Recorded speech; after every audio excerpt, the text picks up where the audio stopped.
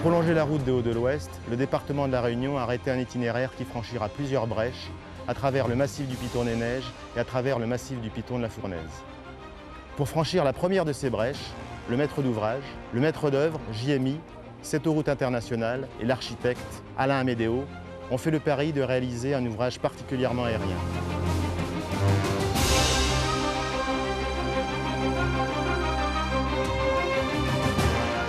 Il s'agit d'un pont en arche de 280 mètres de portée, c'est un record. Pour réaliser ce chantier, c'est Bouygues Travaux Publics associé à DTP Terrassement qui a été choisi.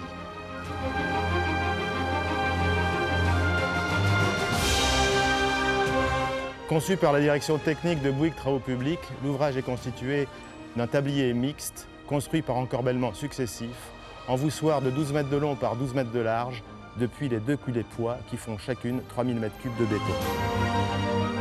Les 2600 m3 de béton déourdi sont réalisés en B60. Le BHP pour l'île de la Réunion est une première.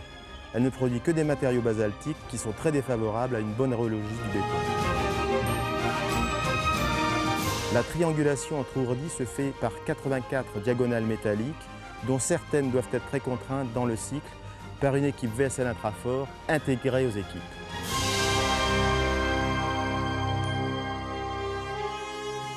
Le cycle de réalisation d'un voussoir peut être résumé en 9 phases. Donc si on part d'un état initial, phase 0, où le béton du ourdi inférieur est réalisé, on va décintrer la charpente inférieure et la rebrider au béton pour ponctualiser les appuis par l'intermédiaire de cales.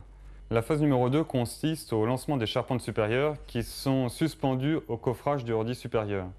Le lancement des charpentes supérieures dans cette phase-là s'effectue en une seule fois de 6,70 m, au terme duquel on appuie donc les charpentes supérieures sur la charpente inférieure par l'intermédiaire d'une pallée. Au cours de la phase 3, nous allons lancer les coffrages supérieurs de 12,70 m en une seule fois. Les 3 coffrages sont indépendants. Et après le lancement des coffrages, il y a la pose des diagonales comprimées, donc à l'aide du blondin. La phase 4 consiste donc à la fermeture du coffrage, la mise en place des étais, le ferraillage et bien évidemment le bétonnage. Après le bétonnage commence la phase 5, donc qui consiste au bridage des coffrages ourdi supérieur et au décintrement des charpentes supérieures, donc au galet, pour les suspendre au galet du coffrage supérieur. Pour la phase 6, nous allons donc procéder au lancement des charpentes supérieures qui va être cette fois-ci de 6 mètres, au terme duquel nous allons brider les charpentes latérales, simplement les charpentes latérales, au ourdi du béton qu'on vient de réaliser. Nous arrivons à la phase 7 où nous allons procéder au lancement de la charpente inférieure après décintrement et suspension donc de la charpente inférieure aux charpentes supérieures latérales. Le lancement de la charpente inférieure s'effectue en une seule fois de 12,70 m. Phase 8, il consiste au relevage de la charpente inférieure qui se réalise avec des vérins double effet par course de 65 cm. Et la phase 9 consiste donc au bridage de la charpente inférieure au béton du ourdi inférieur précédent et au bétonnage, ferraillage, pose des diagonales tendues et bétonnage donc du ourdi inférieur.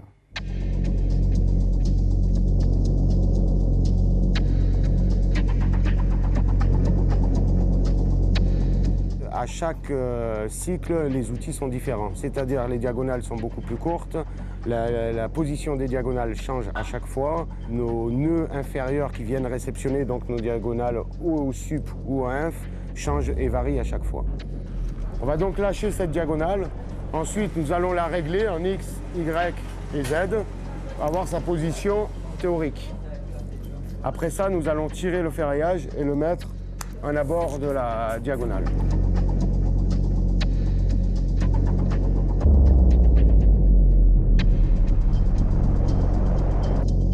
Lorsque moi je fais ici un ourdi inférieur, Alain fait un ourdi supérieur en face. En fait, on s'est organisé de manière à ne pas faire les deux tâches en même temps.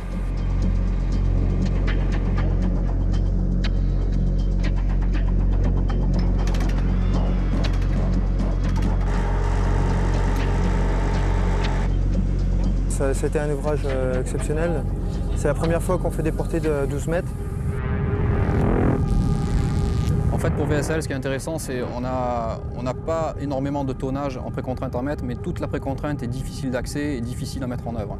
En fait, on n'a pas le temps de s'ennuyer sur le chantier, on est obligé de suivre le cycle imposé par le béton. Là, on on est dans la phase où on a le ourdi inférieur qui est suspendu au ourdi supérieur par la diagonale.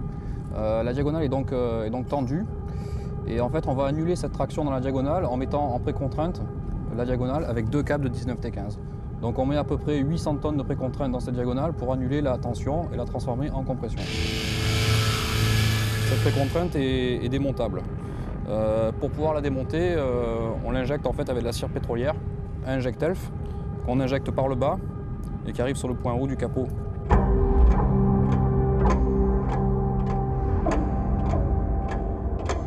Le but est de réaliser le tablier qui a cette forme, à ce niveau-là, au clavage. Pour ce faire, on réalise des parties de fléau plus hautes que le profil à réaliser, puisque chaque voussoir supplémentaire fait baisser l'ensemble du tablier. Pour prendre un exemple, le voussoir 10 va descendre de 16 cm lors de son bétonnage, et au bétonnage du voussoir 11, il aura perdu au total 33 cm. Pour contrôler la géométrie du tablier, nous avons équipé chaque ourdi de 8 repères de nivellement, ce qui fait environ un total de 350. Un nivellement est réalisé quotidiennement et envoyé au bureau d'études à Challenger afin qu'il nous détermine le niveau de réglage du ourdi suivant.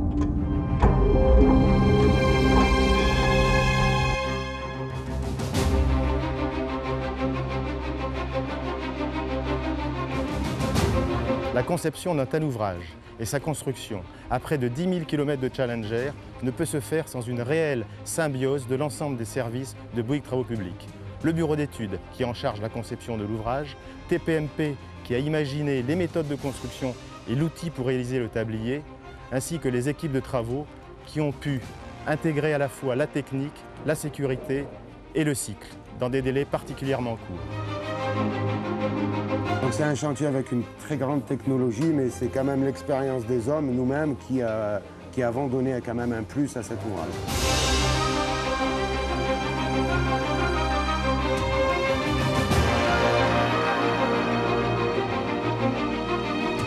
Le clavage, c'est la partie finale de l'ouvrage. Il va nous rester une tranche de 1 mètre entre les deux côtés. C'est la cerise sur le gâteau, quoi. Ah ouais, on a hâte de finir le projet parce qu'il sera chouette quand il sera terminé. Intégrer technique et innovation sur un grand chantier loin de ses bases est un défi.